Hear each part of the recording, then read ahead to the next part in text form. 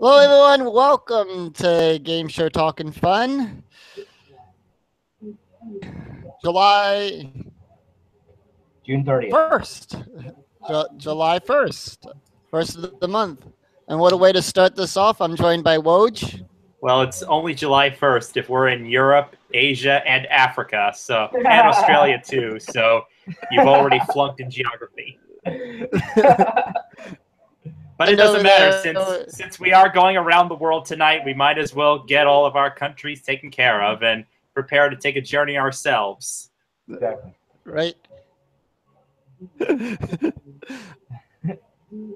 Lederhosen.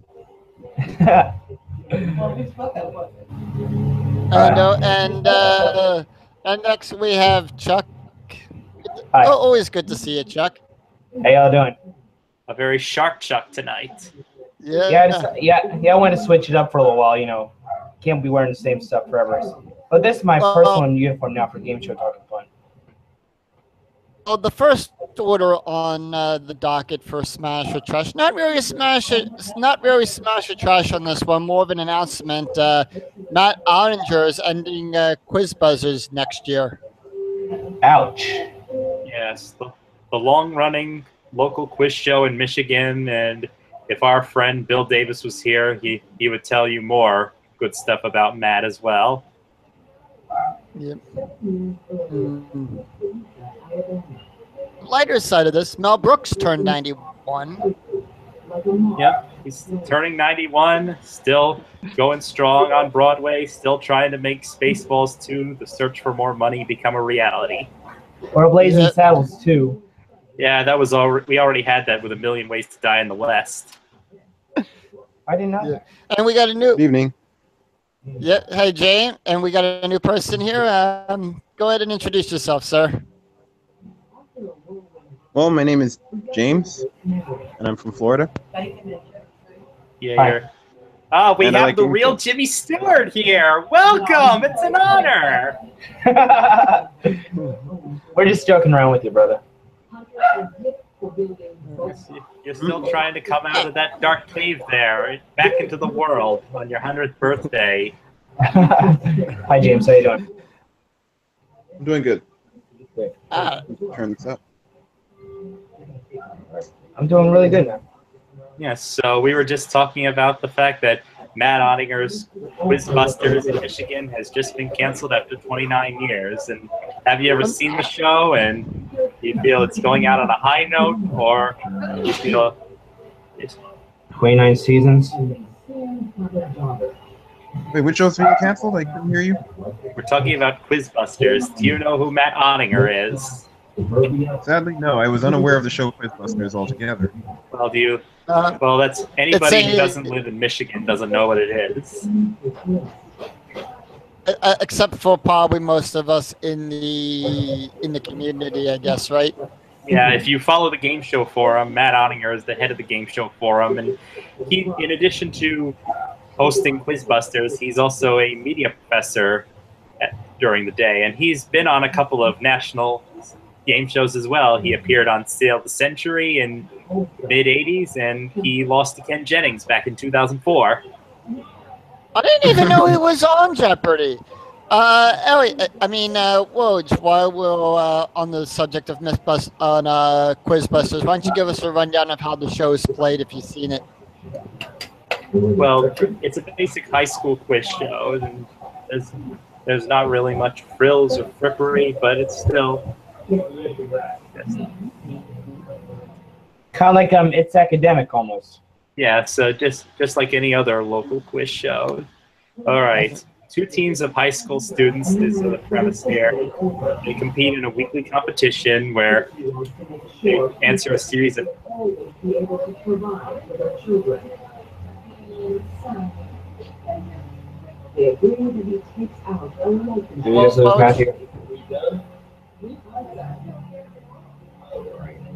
Oh, Woj froze. here?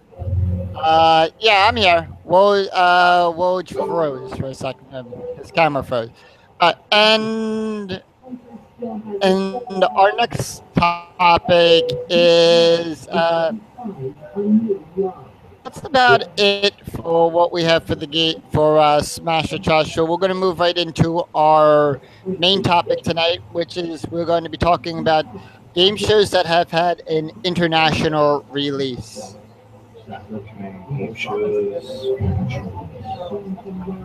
Oh yeah, I talked about that earlier today. We got someone new here. Hello, sir. That guy named William. Hi, William. Hey, Will. Hi. Go ahead and introduce yourself to everybody real quick. Will? Yes. Are you getting me okay? You're coming in fine. Loud and clear. William J. Smith from Manahawkin, New Jersey, and fan of all types of game shows, from the classics to some modern ones, and also some international shows as well. That's our. Well, we're going to be talking about the international game shows tonight. Game shows that have been released around the world, not starting in origin of here in the United States, but probably over in other countries that have come over here. And I think a fine one that we should all start to talk about is Millionaire. Okay, very easy. Yep.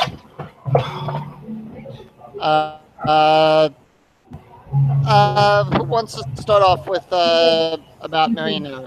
We'll start off with the one that's Hold on, guys.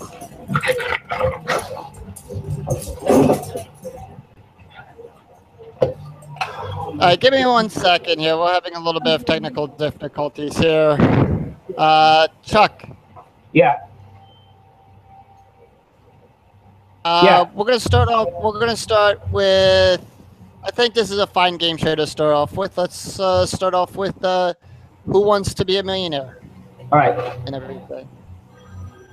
Okay. Who Wants to Be a Millionaire is the thing? It's a millionaire tonight. Okay, cool. All right. Okay, look at Who Wants to Be a Millionaire?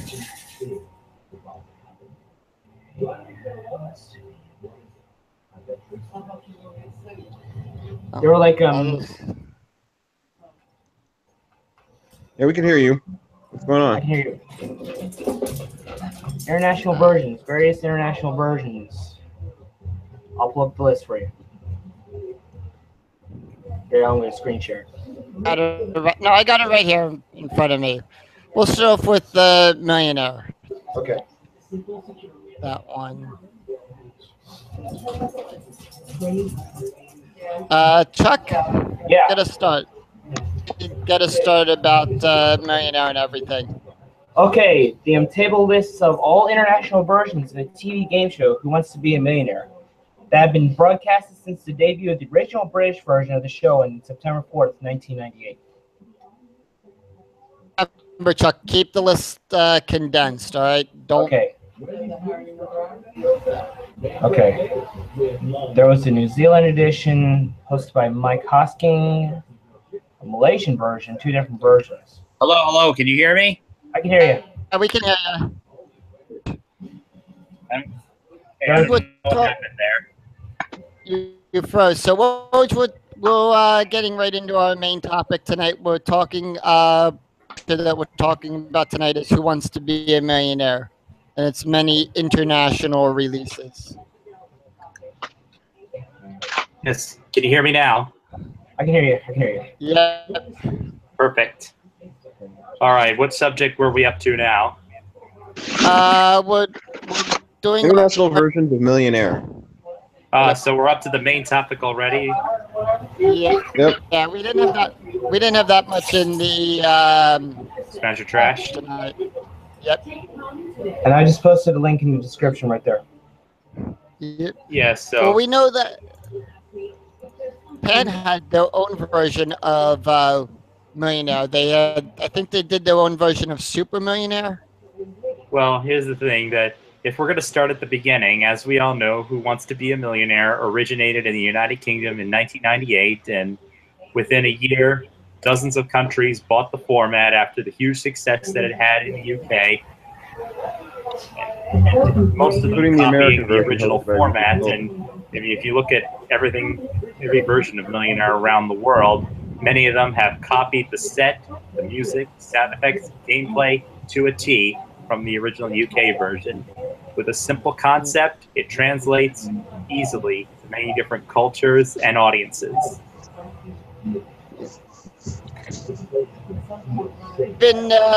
Different countries have had their own take on it. I know we've had many different formats that we've went through.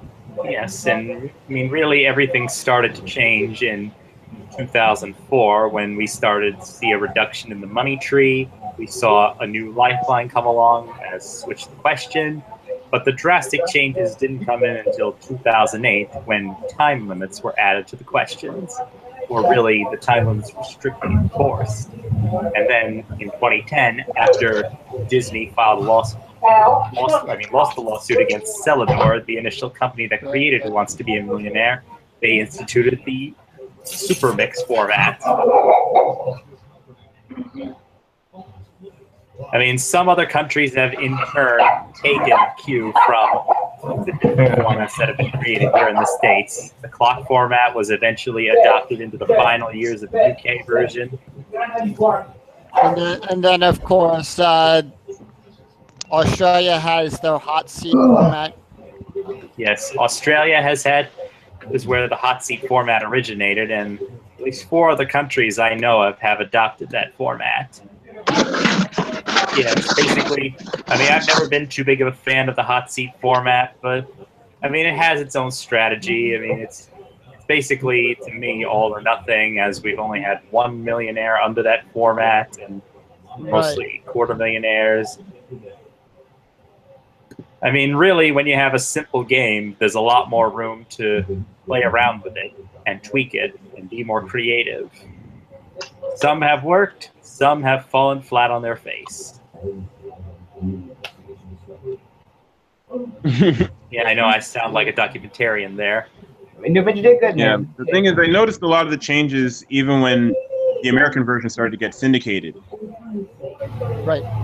I mean, we've also had Super. I know Japan did a Super Millionaire as well, and everything. Yeah, they made a lot of their own tweaks there. Like I think they reduced the money tree to 10 questions, and eventually the second half you could no longer walk away, but all the questions were 50-50s. So it basically got a lot more intense there. Yes, Scott? No, I'm And here. you I'm trying also to. had 2 more lifelines in the Super game. Yeah, I'm also trying to deal with people hounding me over on Facebook, mainly Brian and Elliot. Yeah, that they still Having can't get. It's not coming back anymore to this, and it's having them and flopping back and forth between this is really slowing down my computer and everything. Yeah, you have a phone that can pass it. You can pass it on to just to try to lessen the load, just so your computer doesn't start hounding and blowing you in the wind. It's not that. It's everyone else that's hounding me and everything. Yeah, interesting that Brian's still trying to get in. I guess he just needed you to start the show for him. No, hound me about something, and I'm trying to do the show. So it's personal business. We'll take care of that later. He's asking me about having people showing clips of the shows that we're talking about, and in the past when we've shown clips, we've actually had the video be the podcast be copyrighted. And flagged. Yeah. Especially now flagged and copyrighted claim. I mean, especially now that two-way traffic has come into control of the Millionaire format, which is a Sony company, and Sony has been on a tear on YouTube with anyone posting clips or hosting clips of their shows. Yeah, Warner Media Group as well. Yeah, so I mean, the best we can do is still photos. Okay. Oh, and by the way, I'm not even sure about photos. I don't want to take the chance with that. I mean, still photos have always been legal. I mean, that's why most YouTubers, whenever they do reviews of movies, they just use still photos just to get around copyright claims. Right. And I mean, this is we'll work on that on the next show and everything with this. All right. Anything about Millionaire? Well, does anybody have any favorite tweaks and twists that from any international versions? Yes, Chuck. The German. Chuck, go ahead. Okay, I'm looking at the different versions. They say final answer in different languages, and the coolest one from Japan. So, final answer. That means final answer in Japanese. Yeah, they always say that in English, and whenever you have a wrong answer, the host will always stare at you for 60 seconds in silence, and you just have to drum with it. It increases the suspense to the point where an incorrect answer results in a Zanen with as many exclamation points as possible. And the check being ripped up. Yeah, of course, they don't want to give that That's just to you. humiliating. Yes, that's just embarrassing. Oh, by Yeah, the way, basically, when you lock, Fail. when you lock in your Just no. Just stop. Just destroys the check, right, Brian? that's dumb. That's Well, dumb. Woj, can you send a link to Elliot so he can get back in place? I got it. I'm on it. I would have to say probably the Risk format from Germany. Oh, Yeah, can you describe that, please, for the uninitiated? Not really. I really don't know too much about it since Paul has a little of it, but you only have one safety net, I believe. Yeah, One and I safety think. net. What season is that? One Oh, lifeline. now I remember. It's basically you get to set your own safety net, From which version? which is Or basically a check, the game or a for checkpoint for NFL. that matter. Yeah. From which version? This is Germany. the Germany Risk format Okay. of Who Wants to I'm Be a looking so at it's Millionaire. kind of like Okay. Where would The me German not? version, you had one particular safe haven you had to designate. Welcome back, Elliot. Hey, there Oh, he yeah. is. Help.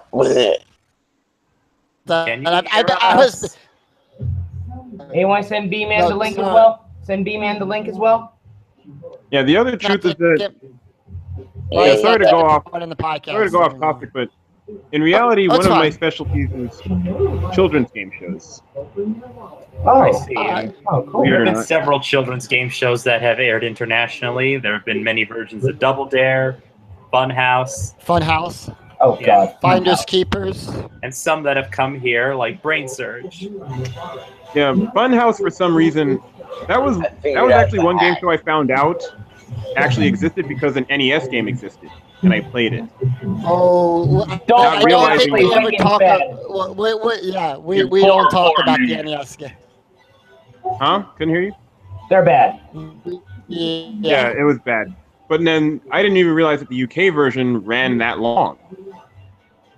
I think the UK version ran for like not something. Yeah, and the American version only ran a few of them. Only ran a few. What show are we on right now? Funhouse. Elliot seems to be more of the resident guru on stuff like that. Yeah, which I find incredibly odd. right now. Yeah, which I find incredibly odd because I think it could have actually worked. What Format, show are anyway. we talking about right now? We were talking about Who Wants to Be a Funhouse. Millionaire, but then I went off topic. Yeah. What happened? Yeah, we did. Yeah, we didn't really get to that since James changed the subject, and we were just talking about what our favorites. What do you feel enhanced the game the most, and what do you feel distracted from the game the most out of all the different Okay, what's the incarnations? game? I can't. What game? Millionaire. Ah, okay. Yeah, Who Wants to Be a Millionaire? Yeah, that's the one. We decided to start off with a classic, Elliot. Yeah. Yes, Wir wie die Wahr. That's what Millionaire is called in Germany. And, Yes, and I've just gotten in contact with Brian. It looks like I'm the designated slideshow projectionist here. Since I have the best So we internet. have you for the Dungeon Master tonight. Not so much the Dungeon Master, but the Dungeon Master. And I got my D&D dice somewhere on a pile over here by my pile of board games. So, And you know, Elliot, what is your John Ghana is known as Who Wants to Be Rich. and There you go. Elliot, what is your favorite international version of Millionaire or format? I haven't really seen too many of that one. I know the game started in England. I'm pretty sure. I haven't fact checked that, but I'm pretty sure I've heard that it started in England and came over here. And that was basically, I like the basic game. Unfortunately, the only thing I didn't like was how they got rid of the phone. They had to get rid of the phone friend because people were Googling. Yeah. What email? They did. Google in life. Yeah, here's a clip of, or here's a pic from the German millionaire that they've added. At one time, they'd use such a question, and then as time went on, they increased their jackpot to 2 million euros.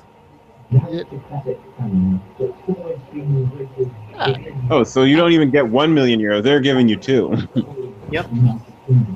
Oh boy. And they still use the music and so I don't need to show you a clip of that. Right. I've seen.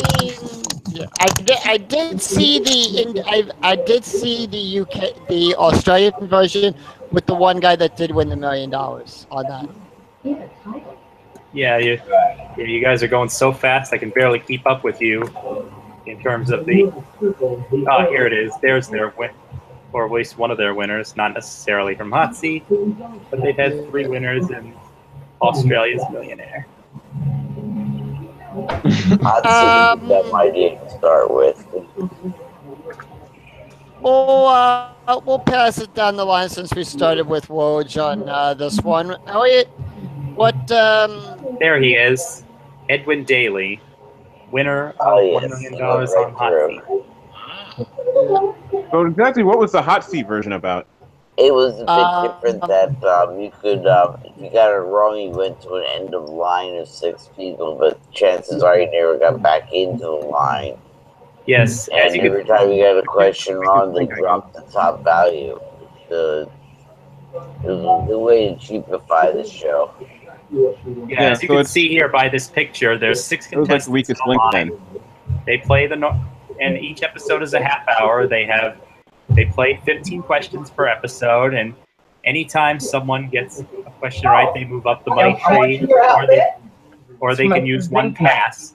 If they pass, then the next person in line gets to answer the question, and they get to see if they can get to the top of the money ladder. If they are wrong, they're out of the game, and the top value on the money ladder gets eliminated, and everyone else tries to play for the remaining value. So really, the only strategy there is just in terms of passing, just to maximize as much money as possible. Otherwise, the only way to get to the top is just to answer all the questions. And usually, if you pass, you're not getting back in. Or you're gonna win $1,000 if you're lucky. Yeah, because the $1,000 is the only safe haven here, and all the questions are played to time, so you get under a minute for all the questions. The higher up you go, the longer the time value you get. All right. We'll move down on the line here. We'll go now to Elliot. Elliot, what's the next game show that comes to mind that has a big international release to you? Well, my favorite, of course, is Press Your Luck. There are a few international. We'll save it. We're saving that one for last. We're saving Press for last. I know. Well, let's see. I know Weakest Link would be a good one to mention. Well, for Weakest Link, really, the only thing we need to talk about are the different hosts. It's just like Who Wants to Be a Millionaire. Every version of Who Wants to Be a Millionaire has kept the same gameplay, same set, same music by Paul Farrer. And they've also had, most countries have had a dominatrix redhead, basically roasting contestants as they make their way through the game. Very few countries have had a male host. Yeah, including the American version. That Yeah, was I know. your syndication. Syndicated. We had a male host. We had George Gray. Who's now the Yeah, announcer? now he's announcing for The Price is Right. Right. We pretty much traded off the dominatrix for the comedian, so it Yes, became more a comedy game than anything. Yes, 1 versus 100 had international versions. I think didn't The 1 Portuguese versus one was 100. Yeah, the Portuguese one was called. I actually saw an episode of the Portuguese version. Yeah, It's first. called One Yeah, versus All. Yeah, you guys are jumping around to different shows. I can barely show pictures of these things. So if we could just stay on the topic for at least 5 minutes, I could make this podcast more presentable. Instead of just hiding in the shadows and showing half my face.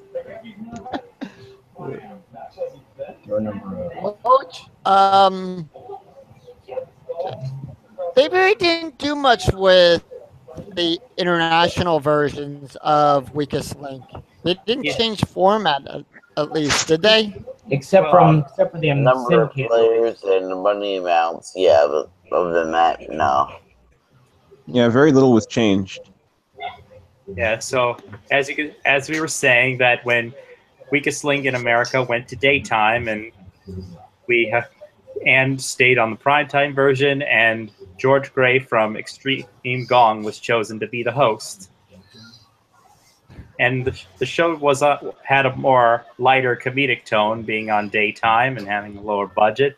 And really, gameplay-wise, in the second season, really the only significant change was the removal of the double your money round. And that apparently, I think the producers said that they wanted to have more time with the contestants, but it came at the expense of the strategy. So basically, at the final 3, the strongest link was doomed. Oh crap! Well, Yeah. What are your thoughts on that? Well, Yeah, with that. Oh yeah, and the final round was cut down from best out of 5 to best out of 3. Well, yeah, that was in all the daytime episodes. yeah, that's Or should I say in the daytime version? yeah. There are different versions of the video game as well. There are different video game variations for Weakest Link as well. Well, Yeah, that's right. It did make it seem a bit quicker. I think, And drawn out. Yeah, it also Correct. didn't help that at the same time, the syndicated Millionaire was airing the same year and took most of the time slots that it had from this first season. Well, the UK version guys, correct me if I'm wrong on this. Didn't the syndicated version only was a half hour? yeah, was Yes, half It was a hour half long. hour. Yeah, there really aren't a lot of And it was not uncommon syndicated for- game shows that are an hour long. And I did not But watch it was I not did uncommon for them to air 2 episodes back to back, I did not watch the syndicated version. like what happened where I was. I hated it. I hated it. Yeah, I remember they doing that too. I think they also did that with a couple with. Did they do that with Fifth Grader too? Or, yeah, as you can see I think here, So yeah. Oh, are you smarter than a 5th grader? yeah. yeah, I mean, obviously they can't. The only reason why Who Wants to Be a Millionaire remained having $1 million prize in daytime was because of the title, Who Wants to Be a Millionaire. You can't offer $500,000 if you're just off if you have the title millionaire in They just title. make the Think question about it. tougher. That's all they have to do. Right. Yes, so But I love Dan Robinson. She was hilarious. yes, and as a result of her popularity, every other country that came after England had to have a red-headed dominatrix in black clothing hosting the show. Ali Cornelia Francis here from Australia. She's known for being quite a witch herself. But As did you she can had she had the same dry humor as Ann Robinson? Yep. And it even doesn't matter. If they have redheads, like here's the Japanese version where they have a black-haired host, same leather trench coats. Even Doctor Who. There was actually a Doctor Who episode. They did a parody of Weakest Link. Bad Wolf. Yeah, And- they had a robot version of Ed Robinson. There it is. And Yeah, the Android. Android. And A-N-E robots. space D-R-O-I-D. Android. Yeah. Right. I mean, really, And they- Weakest Link. I mean, since it's already a solid format. Really, what made it so popular was its host. I mean, if you just had somebody like Wink Martindale, basically being congratulatory and consoling after a team did poorly in a round, I don't think it would have had as long of a run. It wouldn't have been as memorable. But the fact Right. that Ann gave brutal honesty to contestants, it was something fresh. We hadn't seen it before from a primetime game show. I mean, Yeah. aside from the Inquisitor from Inquisition, and after Ann Robinson, that pretty much invented the cranky Brit TV tropes. After Ann Robinson came Simon Cowell, Gordon Ramsay, Piers Morgan, to a lesser extent Len Goodman, Nigel Lithgow. The list goes on and on and on of the cranky Brit roasting you from when you suck. Where's the lamb sauce? Yeah, so Weakest Link has had its influence all around the world. Right. All right. Now, I think move now down to Will. Yes. Well, Yes, now you Yeah, can talk about the kids' game shows. The kids. That was Yeah, now we can go to Funhouse if you like. yeah, that was Matthew on that one. You're talking Matt? about Jimmy Stewart? Because Jimmy Stewart brought that up. He left. The dude left, yeah, unfortunately. Yeah, it's the thing. I can't. All right, we'll move Yes. now down to Will and everything. Okay. Oh,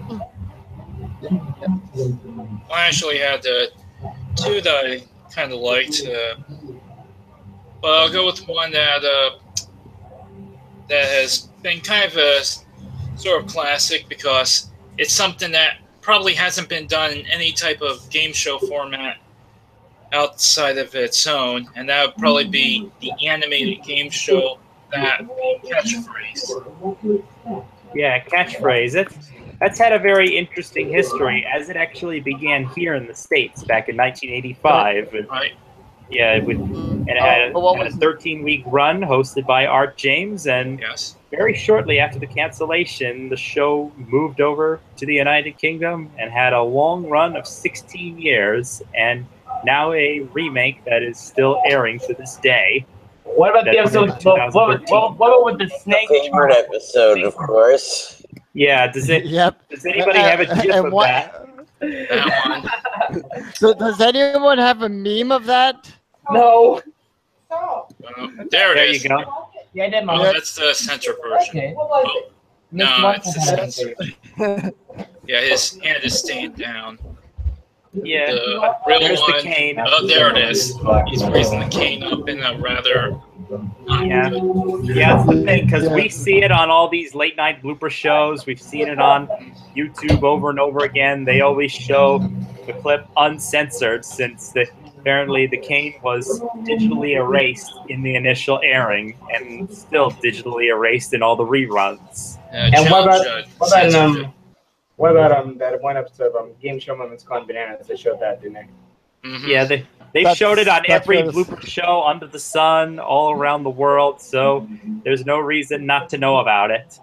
Right. Yeah, but about the way that Catchphrases had its humble beginnings, if you look back to when it first started here in the States in 1985, the screenplay was not quite fully realized, as every puzzle that was guessed correctly went into a puzzle bank, and the only way to score was to actually guess the super catchphrase. So kind of like a fill in the blank kind of thing, like concentration almost. You know, well, it was really animated. There was no memory portion. And also, the computer graphics that on all these Commodore 64 computers were not as detailed. Amiga. Right. What episode? Not a 64. It was a- 64 couldn't give you such good graphics. This is definitely more of an Amiga, if anything at all. Yeah. When I was was thinking more of Apple. When was the first episode of the United Kingdom version? Well, it premiered in January 1986, just 3 days after the cancellation of the U.S. version, and it has had a run in itself all around the world. About 8 different countries have had their own versions of it. The only other English-speaking version I can think of is one from Australia with John Burgess. And when did it end? Well, it started in the 90s and went into the early 2000s. 1986 to 2000 something? Yeah, I think 2002, if my memory serves me correctly. And the one thing I like about the international game shows, at least the ones that come from the United Kingdom or Australia, you have the host's name.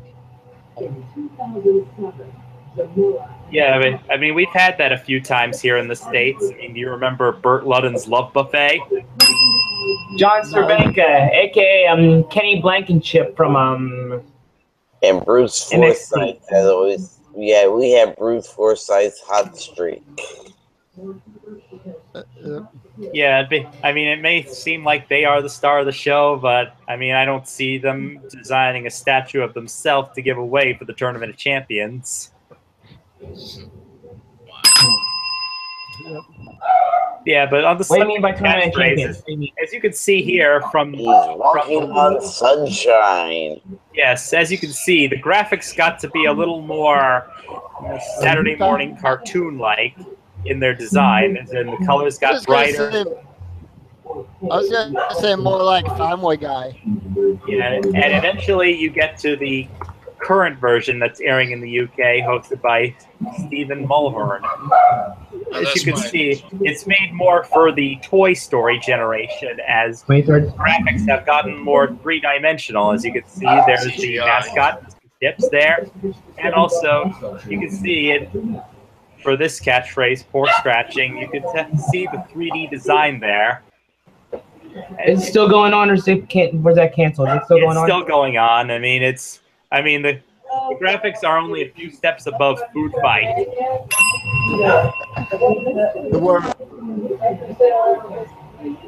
Yeah, but really, no matter how you slice it, the appeal of Catchphrase has always been that it's a very simple game that anybody can play along with. It's basically their own Wheel of Fortune there. Families can gather around to guess the puzzles, and I know we almost had our own version back here about 10 years ago, piloted.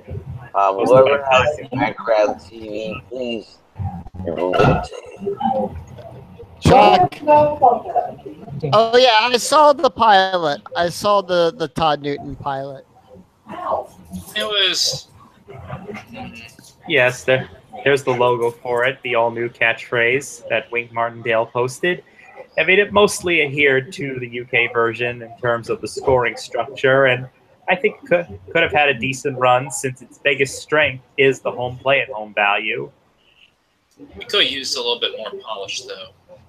Right. Yeah, and what was the? Yeah, I mean, the format is solid. I mean, it's a solid format. Guess the mini puzzle to guess the bigger puzzle. I mean, what other game shows have we?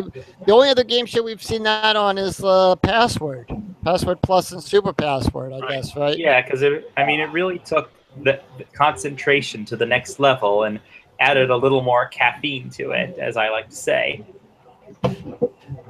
So, well, you said you had another game show in mind as well, too? Yes, this one being the big, simple quiz, 30 questions, done twice, one big final question. And it all started here, and it boomed internationally. Yes, that's what I'm talking about, Jeopardy! Yes, and Jeopardy! One of them that seemed very interesting out of all the formats was Italy's. Oh, I'm going to butcher the name. I apologize. Jeopardy version, Russia. That's Jeopardy. That's next, right? Jeopardy. Yeah, that's right. Really, as far as international versions of Jeopardy, Russia is really the only one that had a significant run. Other European countries have had runs of no more than 5 years, although it's interesting that when Sweden was airing their own version, they invited the production of the American Jeopardy to their set in 1997 for the international tournament. They didn't do those very often. They did like that one time, didn't they? Yeah, they only did that three times. And Yeah. and I can understand why, since two of the three tournaments they had, two of the three tournaments had an English-speaking winner, or at least someone from an English-speaking country win. It was very difficult for people who are not native English speakers to really compete on an English-speaking game show. And the interesting thing about that is for the international championship, they had Alex Trebek host it. Yeah, you know, they had Sweden's announcer do the announcing instead of Johnny Gilbert. The You have lockout, the the same set lockout. of writers as the American. If you're using your home team's writers, then you have an advantage. This is what the format. buzzing would be like, Penn. But when we went to other countries, it'd be like hanging a giant space bar. First international version of Jeopardy was Yeah, the only other international version I've seen a full episode of is the UK version, as you can see here, where they played for points. 5 to 25 in the first round, and then 10 to 50 in the second round. And really, what's interesting was that on that version, they could only see their own score. They didn't have an off-screen indicator for the other two players. They could only see theirs. And really, they were just playing for 500 pounds an episode and the opportunity to come back to the Tournament of Champions to win a trip to Mauritius. Will, correct me if I'm wrong. Now, correct me if I'm wrong. On the international version, when we did the international championship, weren't there buzzers, like two buzzers that they had to hit at the same time with their hands? Yes, basically. I want to say that, yeah, but it looked like in one episode, I want to say Boris from Jerusalem was trying to hit. Yeah, you had to hit it with both hands. It was a big horizontal bar that looked like it had two little discs on it. All right, we didn't need that. Sorry, kill the Jeopardy. Sorry, I was trying to look at an episode.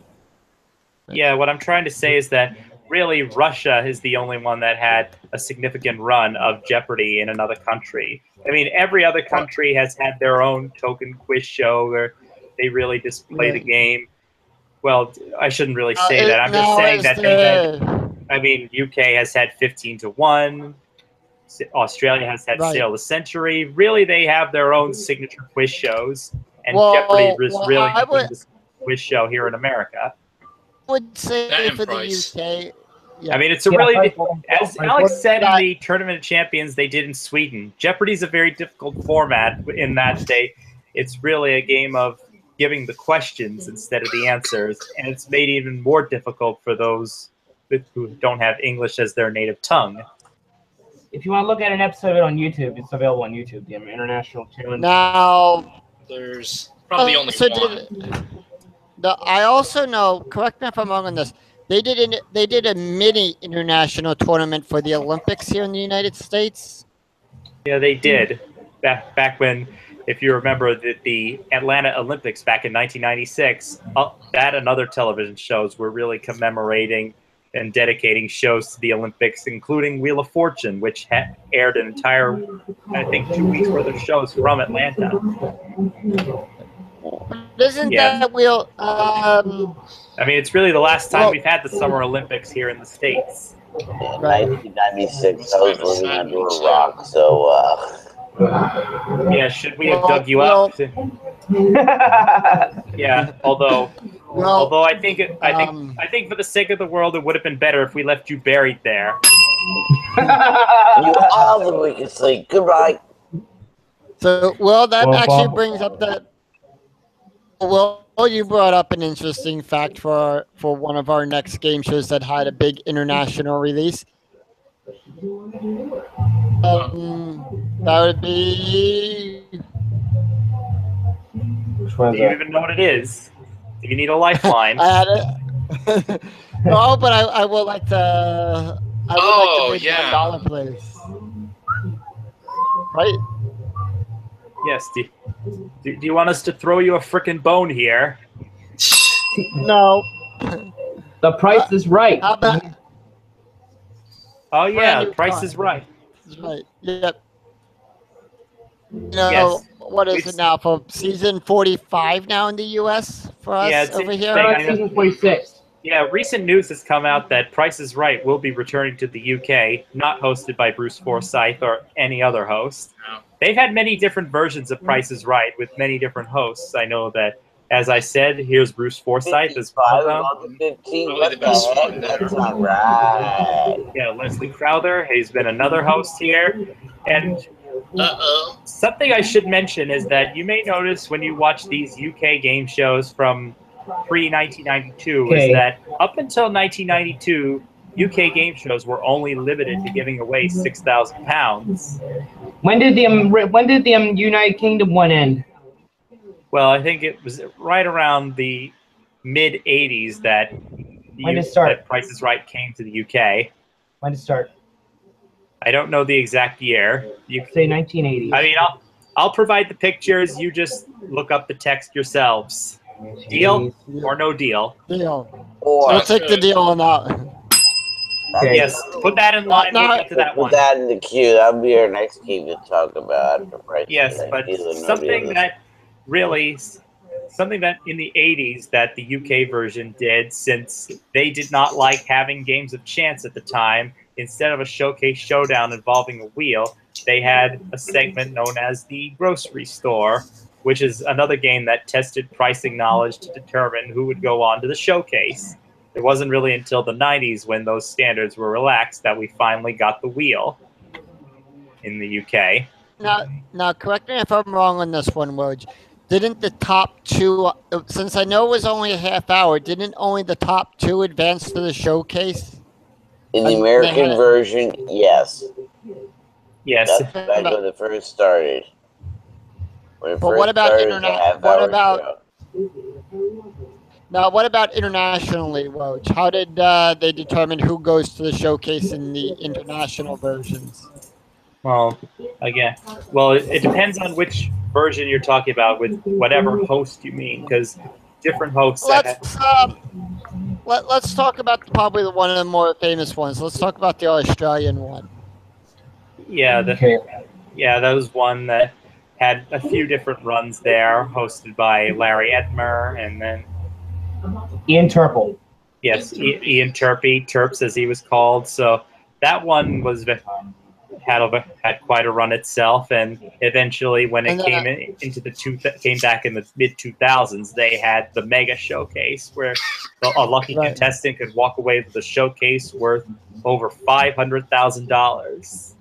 But they had to put it in, correct me if I'm wrong, for Mega Showcase. They had to put the prizes in correct order from least expensive to most expensive. Yeah, they always That's the correct. car always came last, Yeah. and they had to get it absolutely right to win everything. As you can see here with the scale here, this was one of the Mega Showcase winners who won over $500,000 worth of prizes here. This format of the showcase was used in a recent revival back in 2012 of Australian Price is Right, but unfortunately that version had a much lower budget and basically became a huge infomercial for Big May W. May 7th, 2012 to December 19th, 2012. Now, Yeah. did the Australian version run 1 hour, or was that still a half hour? It was always a half hour. There's someone winning it on Big John's version. Yeah, well, Big again, I John's didn't version? know he had that one. That must have been after it was taken down that he had it. Oh. It's in season 41. Now it comes up at random. It's completely random. Yeah, so really it was. I mean, they had this showcase format for almost the entire run for Larry Edmer, and I think Yeah, did Ian Turpey have that format there, or did he use something else? I have no idea. I think I've seen pictures of Ian Turpey having something like that. Yeah, so it's been around its entire run, but it was only in the mid 2000s when they really ramped up the budget to give away hundreds of thousands of dollars worth of prizes. They didn't, but Like a brand new Alfa Romeo. Yep, But that was always the top car that they But put did on they- there. Did they ever switch music package? Did the Australian version have the American soundtrack or no? No, I don't I think think. so. I've never heard it there. I mean, I know the UK version did use the American soundtrack at one point, and for Bruce's Price is Right, they used Doug Davidson's music there. The 94 Nighttime Price is Right. Yes, what they basically did is that they used a similar format there of having the show be a half hour, but they included the contestants row, spinning the wheel, a showcase that was simply involving bidding. It was, in my opinion, the best half hour of Price is Right that you could ever put together. Personally, I never liked. Yeah, personally, I never liked the format that was used for when the show was a half hour here in America, since basically it lowballed someone who was unlucky to get a lower valued prize after one person won a car and another person won a trip. You were basically screwed. Yeah. And basically, Bruce Forsyth's like a household name over there. Time out. You were saying in the which version you talking about? The Dennis James version, Matt, or the other one? Well, I'm just talking about any half-hour version we've had here in America that didn't have a showcase showdown. Oh yeah. What about that infamous episode when Dennis James went There Goes Fritz? I've never actually seen that one, but again, contrary to popular belief, he was never fired because of that game. He just didn't want to renew his contract, and really it was just unfortunate timing that Janice's husband disappeared in the mountains and was eventually declared legally dead. Asshole. It's the language. This is a PG show. Sorry, I mean jerkwad. Yeah, just remember, Brianna and Joey are going to be watching this. So I mean jerkwad. Yeah. How about Baka? How about we keep it to simple Baka or idiot? We're smagad. Yeah, Baka as in Barker, or We're smagad. yeah, but I have to say, in conclusion, for The Price is Right, is that it's a very relatable concept, since everybody can get involved with prices, since we're surrounded by prices everywhere we go. But some versions have taken it to different styles and tastes, and it's become very popular here in America, since consumerism is what America has been built on, and also the excitable atmosphere, bright lights, sound effects, the excitable audience members. Soundtrack. It's pure carnival fun, and not all countries see eye to eye with that. I mean, UK has always been more composed and a little bit more stodgy, and most other countries, they just like a good game as opposed to just big prizes, big money. Well, Although there have been a few exceptions, but Price is Right is always going to be an American icon of television. Exactly. all right. Well, since we're talking about something that Mark Goodson came up with, let's go to the flip side of that. Family Feud. So yeah. the feud, right? Turkey. Yes. Name something you stuff. Turkey. Show me turkey. Yes, basically, that's another one we've seen in every blooper show, every online, and it's basically become viral all over the internet. That clip is world famous. Now, Oh, got it.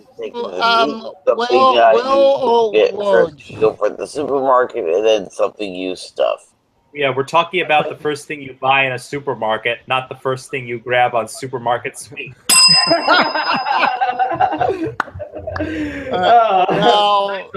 First thing you grab on Supermarket Sweep, of course, is the hostess.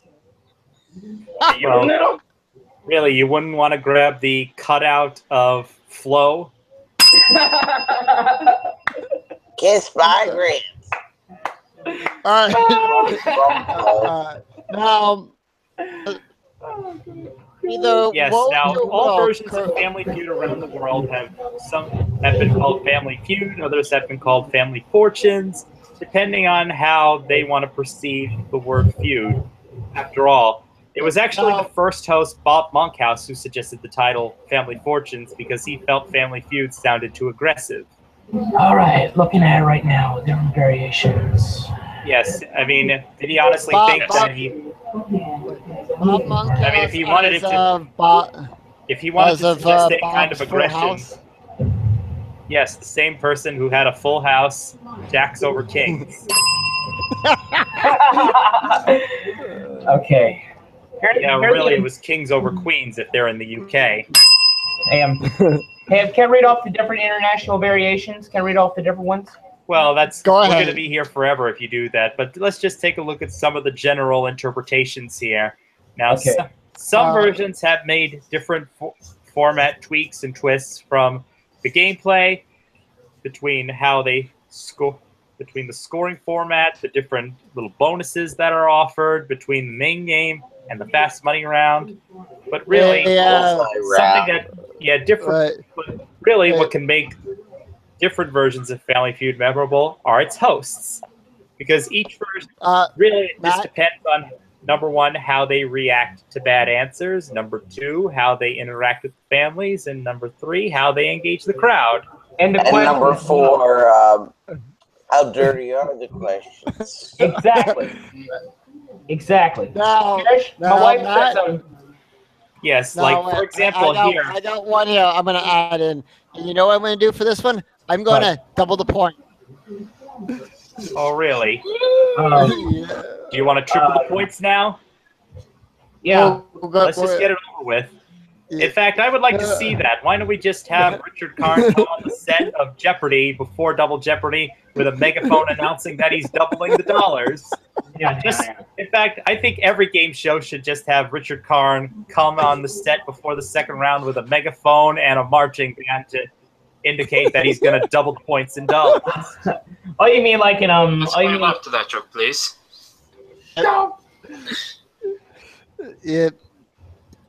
I think Cindy and everyone else at Game Show Garbage made fun of that too. Yeah, and there's already a viral video going around of all his awkward commercial break outros. Basically, Richard Karn was really the first host that got beaten to death with Game Show Network reruns. And now it's Steve Harvey. Oh, God. Yeah, I mean, when you think about it, Richard Karn has had a very unusual career hosting game shows. I mean, he took over for Louis Anderson and Patrick Duffy on Bingo America, two hosts that were very reviled by fans of game shows for their lack of enthusiasm and disinterest in where they were. So really, But we're gonna have to make a food chain on that one, or at least maybe a topic about the worst game show hosts ever. That's big. That's a good idea right there. Yeah, why don't we just put that on the schedule for August? What episodes I can write down? Well, really, again, just as a programming note, next month in July, we're going to be talking about the rest of the summer premieres for all the new game shows that have come out this summer. What episode number? What date is that? Well, just look for 4 Fridays from now. So that'll be the 28th, I believe. Yes, the 28th of July. Yeah, so everybody has that amount of time to do their research. And for those basically those of you who are still on Windows 95 have no chance at all. In our Facebook chat. Like Bill Davis. Yeah, but there have been. But like I said, let's talk about some of the gameplay tweaks of Family Feud around the world. One of them from All Star Family Feud, which has been airing for almost a decade in the UK, hosted by Vernon Kay. Basically, Scott's man crush. Let's get this right. Underrated game show host. You have a good idea about good point about that. Basically, since he's everywhere along with Anton Deck there, you might as well just call him Ryan Seacrest over there in the UK. Well, he only but- did one game. He only did one game show over here in the United States. He did $1 Million Mind Game. Yeah, I'm just thankful that he got rid of this ridiculous haircut after the first series. Seriously, he looks like, well, 1994 called. They want their hairdo back. Yeah, yeah, but as I was saying about Vernon K's version is that if both team members manage to give all 5 number 1 answers, they get a 20,000 pound bonus for a chance to win 30,000 pounds. And basically, that bonus has stuck through with all versions of Family Feud in the UK. I mean, back when Les Dennis was hosting it. Let me get a picture of him, since Les Dennis has had the longest run of all the Family Fortunes hosts. Oh, you mean like the Lollipop Tree in the American version of Family Feud? Yeah, that's all. That was okay. Yeah. How long did Bunkhouse host Feud? Well, he was only there for the first 3 years, and then that's when Max Bygraves took over. Okay, looking up UK version. Yeah, Max Bygraves was more of the raconteur type. He wasn't more of the game show host type. He was good at reacting to events and answers, but not so much in terms of hosting a game. I mean, if you give him a Q&A show, he'll stumble over his own words. And the version of Family Feud, Family Fortunes All-Star ended June 14th, 2015. Yes, but as going back to gameplay tweaks, I mean, Les Dennis's version, if you gave all 5 number 1 answers, you'd get a car. I know in Australia at one point, depending on how many number 1 answers the first person gave, they would be able to multiply their jackpot up to 5 times, and they could win up to $100,000. Oh, cool. Yeah. Although something I remember from a friend of mine described the Japanese version that they actually did something very unique. Japanese version of Feud I'm looking at right now. Are they doing strip Family Feud? Well, You would think that, Elliot, because Japan is known for doing crazy stuff. yes. The only time I want to see strip Family Feud is when sumo wrestler that week. If that's the kind of thing you like, then more power to you. Not that there's anything wrong with that. Yes, and I mean, what the Japanese Today on Family Feud, we got sumo wrestlers versus geisha girls. Oh, Jesus, take the wheel. Yes, but going back to the Japanese version, one thing they did before the Fast Money round is that they would ask a family one question that they would have to collaborate on one answer. And they had to aim for the lowest possible answer on the survey. The lower the answer they got, the better the trip would be. Because they played the Fast Money round for a trip instead of money. It could range from just a close by trip to just a tour around Tokyo to a trip to Disneyland. Tokyo Disneyland. Would that be Tokyo Disneyland or Disneyland, Florida? Disneyland, Florida. I think that reminds you of another game show, doesn't it? Or would that be pointless to mention it? Yes, and there's a picture of the Japanese Family Feud there. Is it still on TV or did it end? I'm not sure. I'm just flying by the seat of my underwear here. I like the board though. Yeah, I like the idea of It looks like, Go ahead, Will. looking at the format of the board, looks like something that I saw in Hysteria when they did the parody of Family Feud called The Civil War. They had it all in the 3x3 format. Being hosted by Father Time, who was played by the voice of Ron Paulson, Philadelphia right?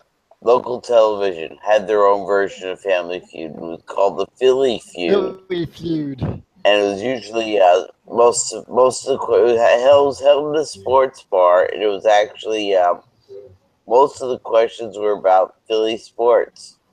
Yeah, that was kind of boredom cure. Philadelphia sports. But one tweak I've seen for the main game of the UK Family Feud is that different answers had prizes behind them. This happened with when Bob Monkhouse and Max Bygraves were hosts. They would basically get small prizes like a little clock, a pressure cooker, a color television, basically just nice little doodads just to satisfy them since they were only there once. Salvation. I was going to say some belly button lint. Oh, you had to go there, dude. Yeah, and always the classic cassette tape recorder. The Flocati rug. Yes, but basically just anything that had actual practical use. I mean, none of these giant popcorn carts that are only going to satisfy your party guests. How about a lifetime? Yeah, but just to close out Family Feud, I mean, as we were talking about earlier with Catchphrase, Family Feud is a simple game that involves the viewers with being able to guess the answers to these subjective surveys that don't always have factual answers, but it's all about just reading everyday people and what they think, whether it's dirty, crazy, or just insane. But and all the tweaks around the world just have added their own flavors to it. And in fact, I think that's what we've all learned here tonight, is that when you have such a simple game, the sky's the limit for how many additions, enhancements, and potential distractions you can create with it. The sky will be the limit. Exactly. And now, I guess now we can move on to the creme de la creme of game show history. I guess this can be agreed to everyone that this is everyone's show. Elliot? Well, is it the most exciting game of your life? No, wait, I gotta do it. Today, three players... No, we gotta let Elliot do it. Elliot gets to do it. Go do it. All right. Today, these three players are after big bucks, but they'll have to avoid the whammy as they play the most exciting game of their lives. From the bottom of South Mountain, it's time to press your luck. Are you hogging my space there, Elliot? Now, here's the star. Press your luck. Peter Larkin. This is my Australian version of it. I adapted it for Press Your Luck Expert Edition, and here we go. This is the Australian board from Expert Edition. Come on, no whammies. Yeah. You got a three-wheeler. Congratulations. Yes. Okay. Now, some versions of Press Your Luck around the world, as you can see here by the different pictures, like Gluckham Drucker, Druckton Gluck, Bunny Turkish Vulture. version. Look, I'm Drucker, you mean? Yes, and apparently there was actually a UK version of Press Your Luck that I can't find any pictures or information of. No one can find it. Now, to put everyone on the level, the reason I got this idea of all these doing international game shows was from the game show reviewer reviewing all the international versions of Press Your Luck. And reviewing them good games and sometimes the occasional duds. Oh, well, we haven't seen any new reviews from him. That's the only thing. Yeah, he's way too overproduced. That's why he can't do these shows very often. When he's doing these shows freelance, he's doing all the effects himself, so he's lucky if he can get one episode out per year. Yeah. The Philippine show is a bit different. They did the whammy version of it. Whammy push your luck. Yeah. Now, that version had something really interesting. I don't know if you didn't notice it or not.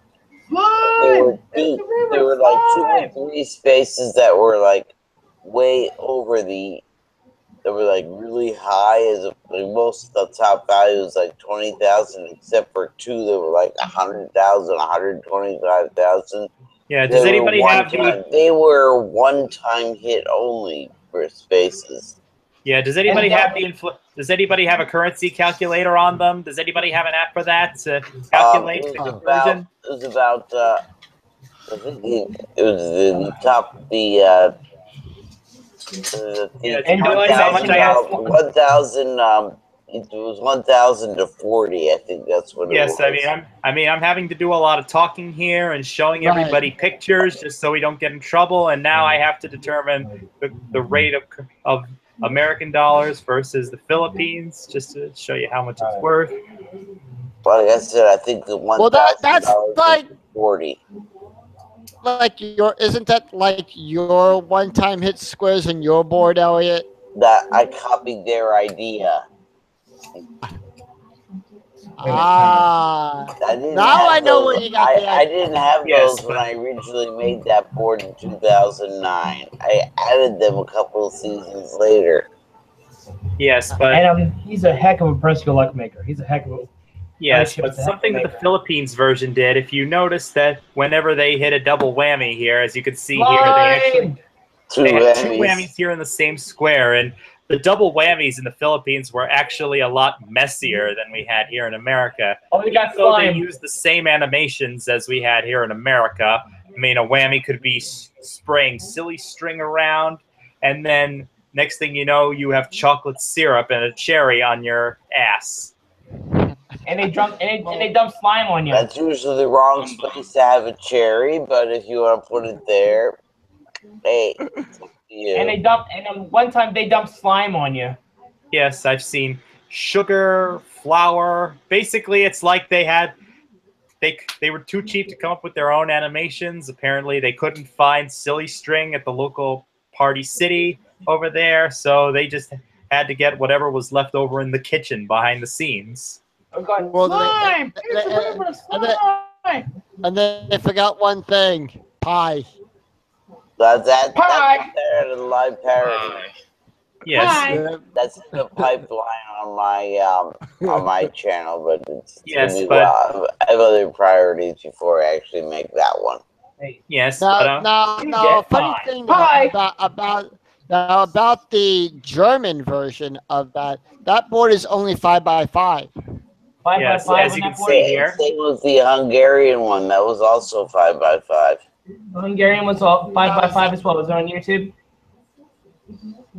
Yes, this is what the set looked like for the German version in the 90s, because they initially had their own version, which looked a lot more like the American set and used their whammy animations. But eventually, when they moved on to the 90s, they changed the set to make it look more radical. And also, the whammy became the money shark.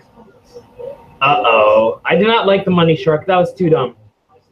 Yeah, basically it would come out there, find different ways to eat your money, and basically jump around like what the show would eventually become. As if I remember correctly from reading the different article back in the day on Zanfan, they initially played 3 rounds, with the first 2 rounds question rounds, that is, playing exactly the same as the American version, but the third question round had only 2 questions, with a buzz-in answer getting you 4 spins and a multiple choice answer getting you 2 spins. Is Zanfan's Press Your Luck site still online, or is it down? That's why the good Lord invented the Wayback Machine. I'm gonna look at Yep. I'm gonna look at that. I'm looking at that tonight. Actually, the Wayback Machine was was on the Bullwinkle shows. Now what? Now, yes, that's right. That's why Mr. Know-It-All invented the Wayback Machine, so you could go back in time to find those 2 other guys who always look familiar. Isn't that right, Rock? Sherman and Peabody, that was the original Wayback Machine. Anything you want to add about press to the conversation here? Yes, basically I remember the German version in the 90s adding probably the most golden snitch rule I've ever seen on a game show, in that they had 1 prize on the board per episode, and if you landed on it, the game automatically ended and you win the prize, no matter what the scores were. Are you kidding me? Are you whammy kidding me? No, I am not whammy kidding you. That is a real thing. It was a car. That is Baka. The game was over. That is Baka right there. Major. Yeah, you might as well just have Yeah, it ends faster than Harry Potter could catch a golden snitch. Now, Will, is there anything you want to add in since we're talking about press? On this? Professor, look.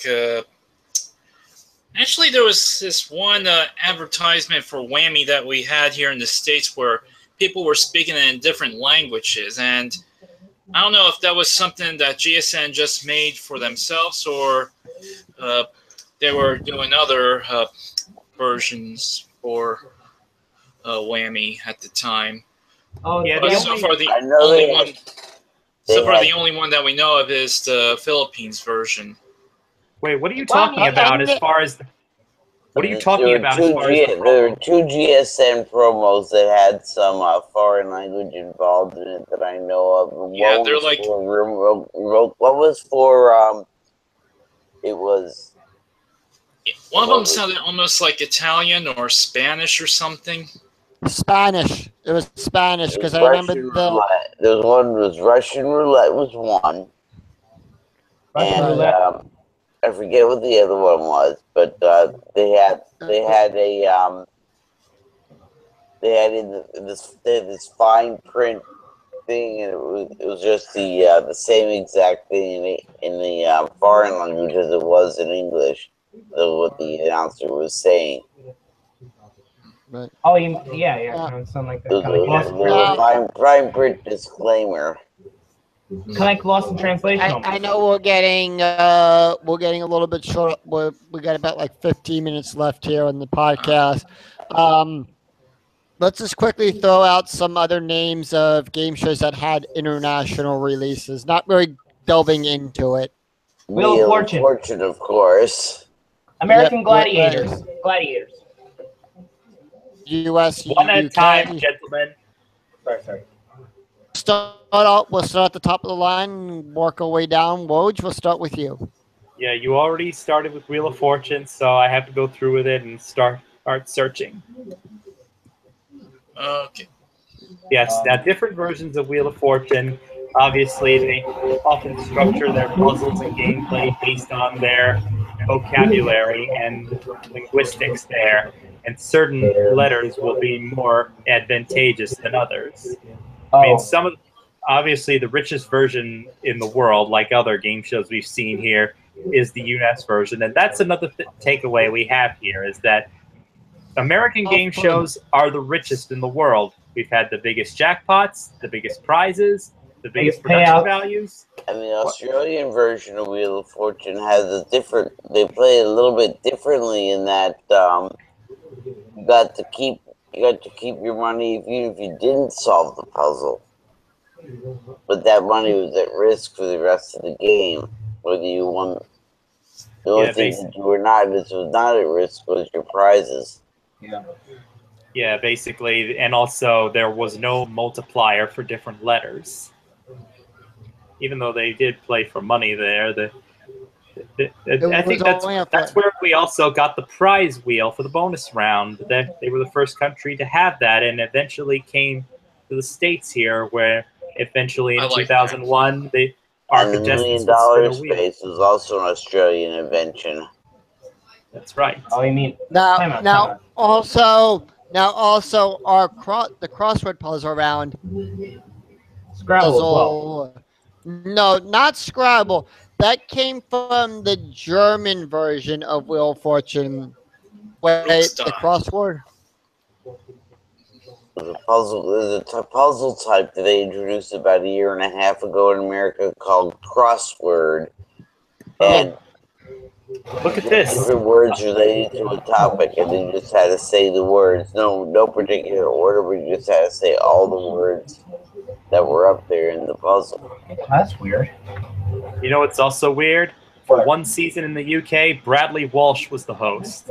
Oh, God, Bradley Walsh. Well, you never liked Bradley Walsh? He really wasn't that really good of a game show host, honestly. Really? Were you more of a fan of him on Law and Order or his football career? Did you follow it? Yeah, I followed that, yeah. Well, now. Yeah, Yeah, apparently he's now going to get some hate tweets.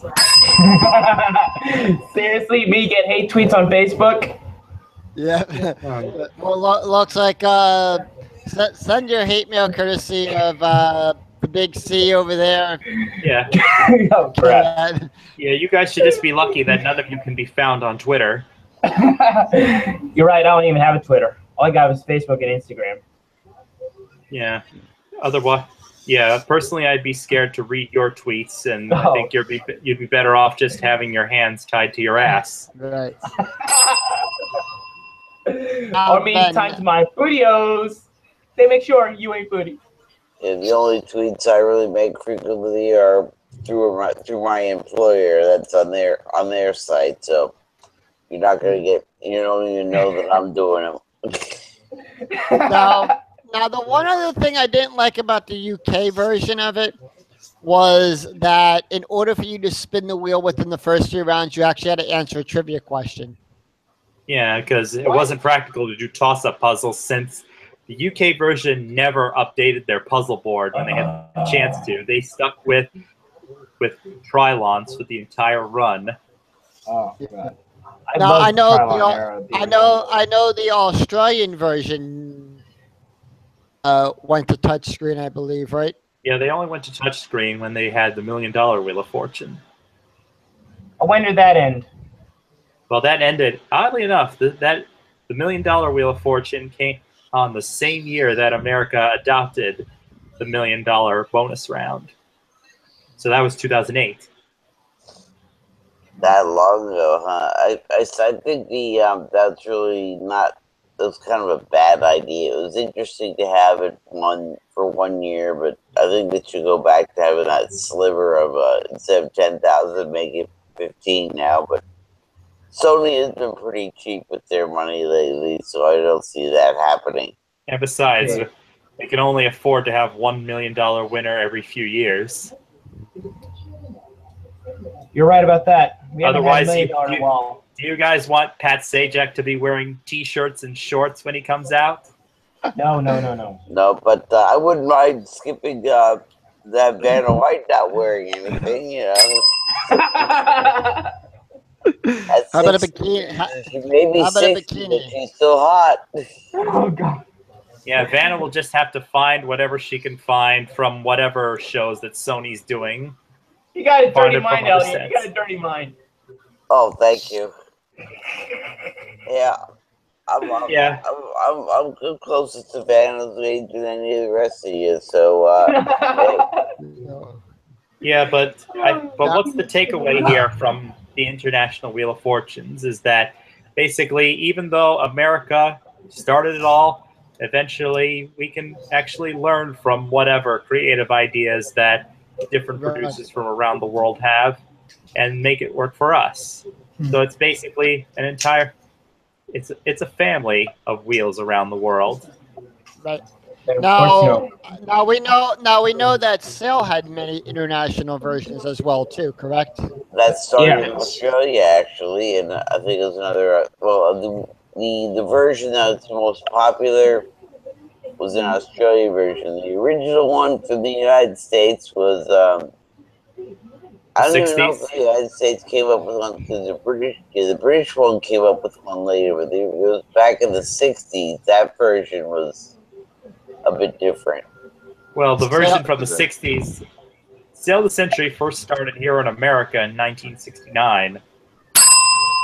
Yes, and had a run of a few years. Then in 1983 to 1988. Well, and eventually was sold to Australia and other countries around the world before eventually landing back here in the States, back on NBC for a couple of runs on network and syndication, with a few different in games. And as a matter of fact, I think that America was the first country to have the match board bonus round, which eventually was adopted by Australia. Now, I don't think any other country has adopted the money game. The winner's big money game? No. Yes, that was the worst thing. That was the worst thing they could have done. The winner's big money game. And Woj, can we look at the other picture to the left of that? Which one? The one to the left of the one that you just showed. Go over one more. This one? Now, correct me if I'm wrong. Isn't that the Daphne that passed up? Is that the Daphne from our version that passed up all those instant bargains? No, Her- that wasn't Alice it Conkright. was of Alice Conkright. Yeah, it's in. But this Daphne is actually a well-known game show champion from the UK. This is actually from an international tournament that occurred. So basically, she's the UK equivalent about Scott Holzlister. No, you're au contraire, my frere. The man to her left is actually the Scott Hostetler of the UK. In fact, he's been on almost.